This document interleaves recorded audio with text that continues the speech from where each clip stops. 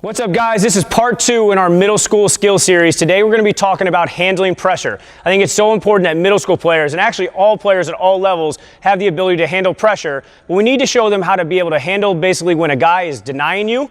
We also need to show them how to handle pressure when you're in triple threat. And then finally, we need to show them how to handle pressure when you're handling the ball and have a live ball dribble. The first thing that we're going to do is going to teach you how to get open and kind of handle the pressure of getting denied. So many times you see in games, players start dancing when they're denied, and then they don't have the ability to get open. So one of the great drills that we do is we start with defender and offensive player both have a foot on the block. Notice I'm not at a great angle. Rayshon right here would be denying me in a game. Now, there's not really anywhere I can go. Now, there's tons of different techniques that we can teach, and we'll get to these in different videos, whether it's L cutting, V cutting, or just stepping into your defender, kind of spin sealing him around. But for right now, all we're going to do is work on the ability of just maintaining a good ball-you-defender relationship.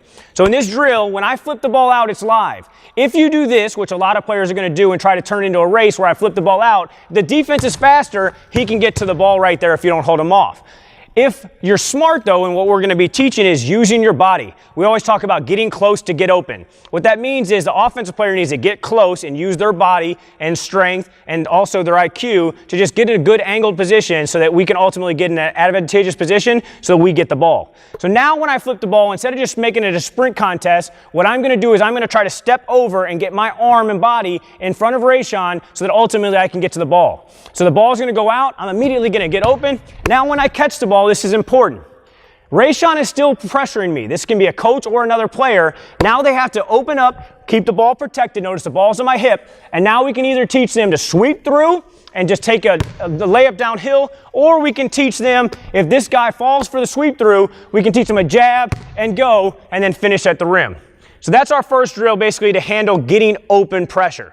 The second thing we need to do is basically, once we get the ball, how to maintain kind of that poise when you're pressured. So if Rayshon has the ball here, he's in triple threat. Now he got open, he got the ball, and I'm following him like crazy. He's got to be able to maintain pressure, still make good decisions, and ultimately not get rushed in a situation like this in a game. Now, in a game, defender's not allowed to foul him. The referee will have your back. But in practice, we're trying to make it harder than a game. So what we're going to do is we're going to help players understand that they get 5 seconds of rip through, or 4 seconds of rip throughs before a 5-second call. Then they get 4 seconds of dribbling before a 5-second call. And then finally, they get 4 more seconds to basically find a passing angle or make a play before they get that 5-second call. If they understand that they really have 12 seconds to have the ball in their hands, hopefully they develop that poise and confidence instead of rushing and starting to make decisions that aren't very good.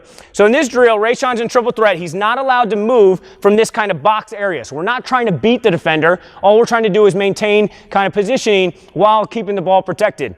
I'm going to be just following him. He's going to have to rip through and be tough for 4 seconds. After 4 seconds, he's going to dribble stationary. And again, I'm trying to steal the ball, but I'm following him like crazy. Then, boom, he picks up the ball. Now he's got to make a play. So he's pass faking because in a game, obviously he's going to have to try to find another player on his team to help him out.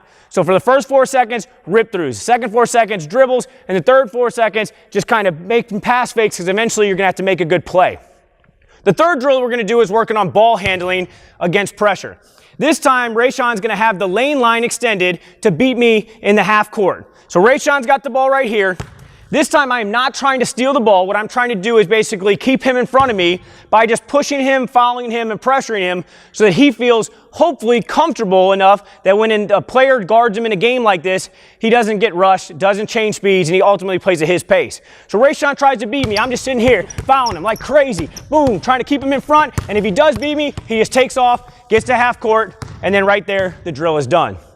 Those are 3 great drills to handle pressure, both off the catch, then once you have the ball in triple threat, and then in a live ball situation. I think you need all 3 if players are going to be successful at the middle school level.